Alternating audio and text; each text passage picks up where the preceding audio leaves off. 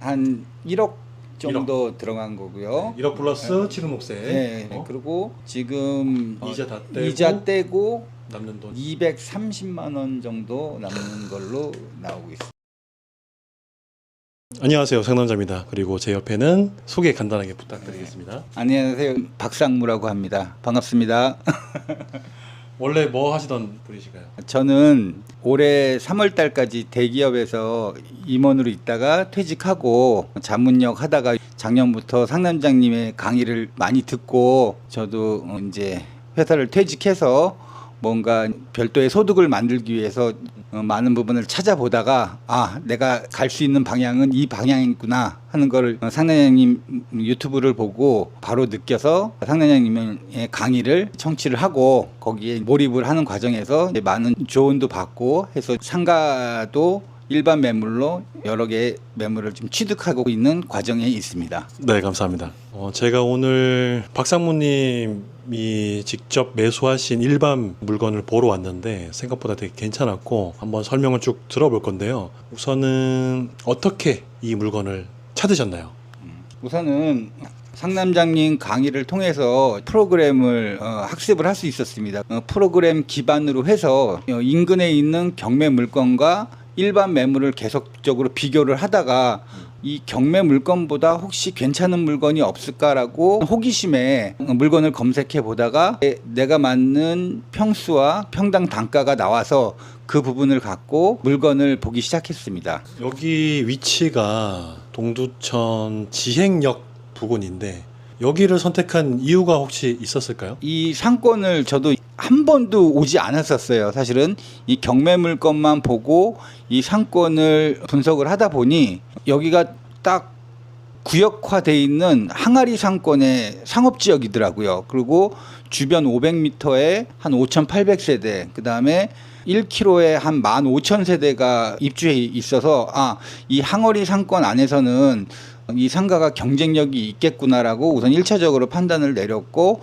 그 다음에 유동인구, 그 다음에 평당가 이런 부분을 종합적으로 검토해서 이 물건을 보게 됐습니다. 네, 그래서 상대적으로 저렴한 걸 찾으신 거죠? 예. 네, 고민들이 있으셨을 것 같은데 어떤 게 조금 걱정 아닌 걱정? 리스크에 대한 불안감? 어떤 것들이 있었는지 좀 궁금합니다. 예. 우선은 이 건물을 파악했을 때 건물이 전용평수 98평인데 이 중에 37평만 임대가 들어와 있고 나머지는 공실 상태였습니다. 근데 공실인 연유를 보니 부동산에서 접촉하면서 느낀 건데 매도자가 손해보험이 들어와 있는 부분에 임대료가 되게 높아서 이 부분을 포기하지 않았어요. 그러니까 손해보험이 평수를 반으로 줄였을 때 비싼 임대료를 좀 고집을 한 부분이 있었고 그래서 그 기간이 1년이 지났는데 1년이 지나서는 시장가로 내놨지만 그래도 임대가 빨리 안 채워져서 그 부분에 지쳐하는 과정에서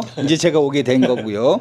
그다음에 매도자가 이거를 사무실이 아니고 학원으로 맞추려고 그랬는데 그 당시에는 그 학원 제한 평수가 걸려서 여기가 용도 변경이 안 되는 줄 알고 이 사람은 포기를 더 빨리 하게 됐는데 제가 인수한 이유를 알아보니 작년 23년 9월 13일부로 그 법이 바뀌어서 용도 변경이 아니고 기재사항 변경으로 아주 쉽게 저는 학원을 유치할 수 있었던 과정이 있었습니다.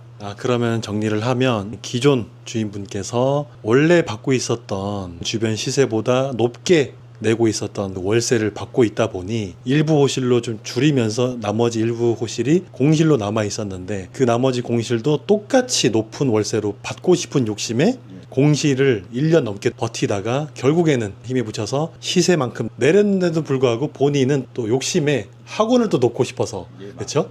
좋은 업종을 놓고 싶은 욕심은 또 놓지 않고 그렇게 갖고 있다가 전 주인이 알아본 거죠. 학원으로 좀 놓고 싶어서 용도 변경을 알아봤더니 본인이 알아봤을 때는 학원으로는 용도 변경이 안 되는구나. 그래서 싸게 팔려고 했었던 맞나요? 예, 맞습니다. 네. 그리고 그 뒤에 얘기는 다시 듣도록 할 텐데 일단은 저희 박상무님께서는 그거를 용도 변경을 또 쉽게 풀어낸 케이스가 되는 거죠. 그래서 이 물건을 매수를 하고 그 다음에 일부 호실은 기존에 있었던 보험사가 쓰고 있고 나머지 2개 호실에 대해서도 여차저차하면 공실을 길게 가져갈 수도 있었을 것 같았는데 어떻게 이렇게 빠른 시간 안에 단기간에 맞췄는지, 그리고 시세도 제가 알기로는 박 사모님이 맞춘 시세가 인근 주변 월세보다는 조금 높은 걸로 알고 있거든요. 맞죠? 예, 맞습니다. 이것도 어떻게 이렇게 세팅을 했는지 간단하게 좀 설명을 부탁드리겠습니다. 사실은 물건을 계약할 당시가 아마 1월 한 25일경 정도로 기억을 하고 있습니다. 계약을 하고 잔금을 3월 25일로 되도록 늦췄습니다. 왜냐하면은 상단장님께서 잔금을 최대한 유예시키고 그 사이에 임대차를 다 맞추는 방법으로 활동을 하라고 들어서 우선 잔금을 늦췄는데, 공교롭게 여기 매매 계약한 부동산에서 또 좋은 분을 소개시켜줘서 잔금 전에 3월 11일 날 손해보험 옆자리 37평을 그대로 유도 체육관으로 5년 계약을, 5년인데 3년부터 이제 가격 올리는 걸로 해갖고 계약을 했습니다. 그래서 그거는 1,000에 110만 원으로 해갖고 좀 저렴하게 평당 3만 원 정도로 줬고, 그 다음에 매매 계약을 완료하고 한 달 정도 지나서 학원의 수요가 있어서 알아보니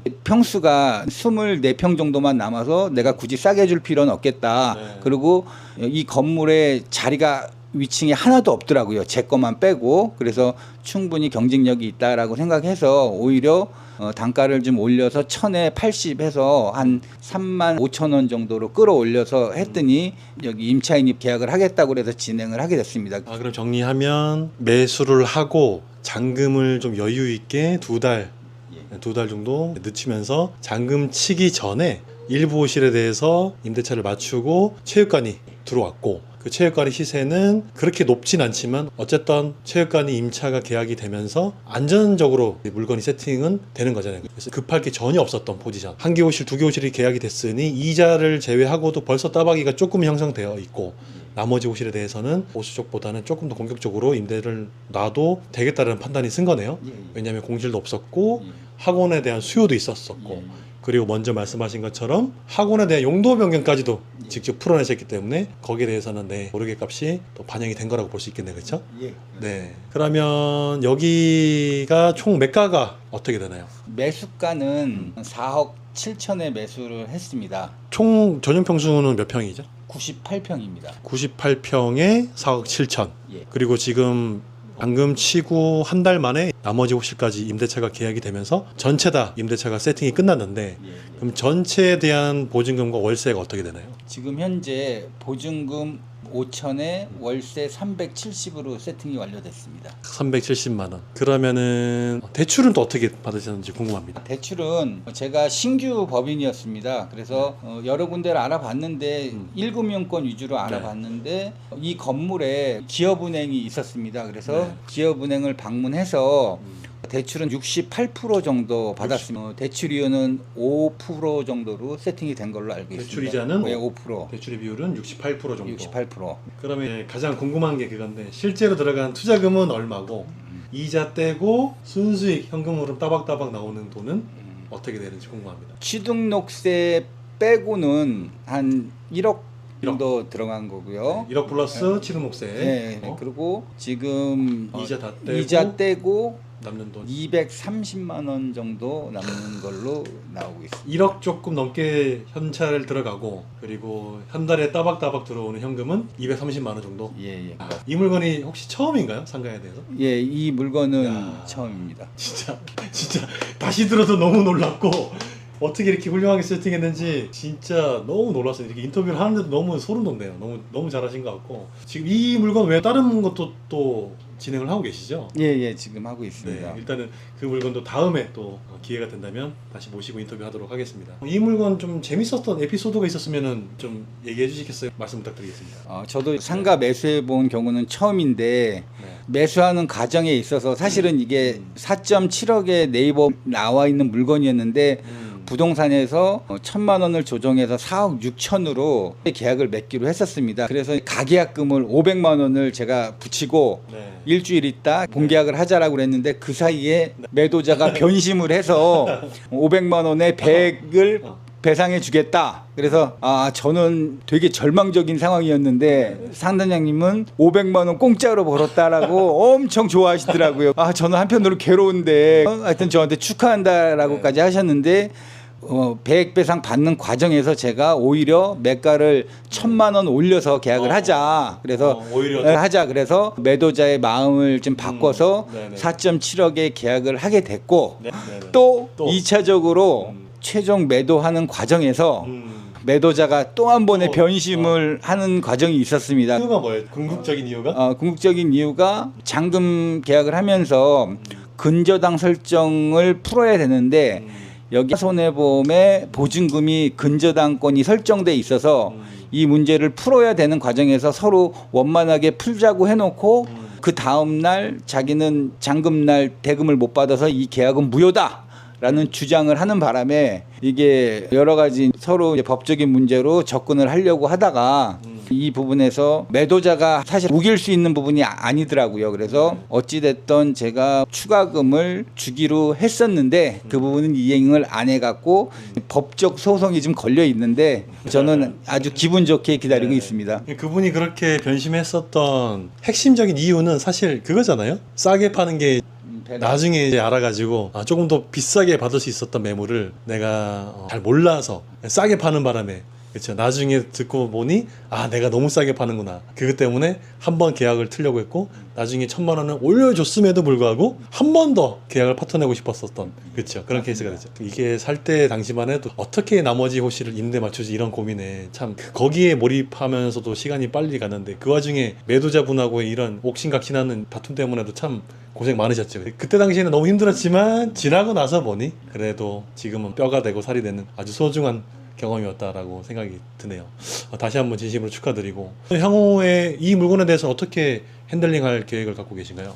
우선은 저는 이걸 단기로 할 계획도 있었는데 법인으로 낸 취지가 원래 양도 차익을 좀 보려고 그랬는데 공교롭게 이 건물을 매입하면서 건물의 관리단 회장을 좀 맡아달라고 그렇게 얘기를 해갖고 제가 공교롭게 여기 지금 관리단 회장을 맡게 돼서 제가 빠져나갈 수 있을지 잘 모르겠습니다. 하여튼 단기로는 3년 정도 보고 들어왔는데 우선은 지금 일을 해보면서 장기로 가져갈지 아니면 어떻게 할지 좀 고민을 해보고 있는 상황입니다. 건물 관리단의 회장직을 맡게 된 또 이유가 되게 궁금한데 장단이 있을 것 같거든요. 장점이라고 한다면? 상가 관리단 회장님을 어떻게 보면 봉사하는 마음으로라는 얘기를 들었습니다. 이 상가의 가치를 본질적으로 내가 봉사한다는 마음으로 높여보자. 사실은 그런 좋은 취지에서 접근을 하고 있고 이 상가도 2007년도 건물인데 생각보다 너무 노후화되어 있어서 이 건물을 조금만 더 관리하면 내 재산권을 훨씬 더 값어치 나게 만들 수 있겠다. 그런 순수한 의미에서 들어왔고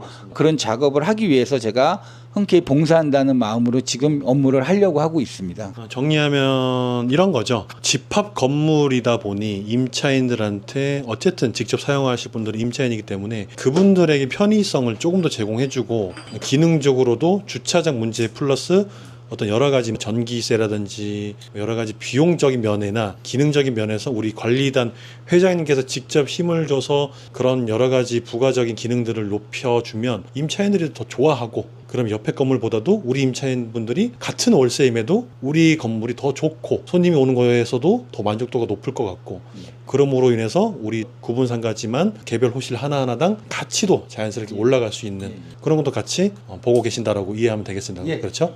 네, 그래서 나중에 매도할 때도 건물 관리가 잘 되어 있는 상가다 보니 매도할 때도 조금은 더 우위를 점할 수 있고 그런 여러 가지 장점으로 볼 수 있겠습니다. 하지만 고생은 좀 하셔야 된다는 거. 건물 관리단 회장님이라는 직책 자체가 사실 쉽지만은 않은 것 같아서 걱정도 조금은 되지만 그래도 잘 하시리라 생각하고 다시 한번 이 첫 번째 물건 성공적으로 투자하신 거 진심으로 축하드립니다. 네, 자 그럼 오늘 인터뷰 고맙습니다. 네, 감사합니다. 감사합니다. 감사합니다.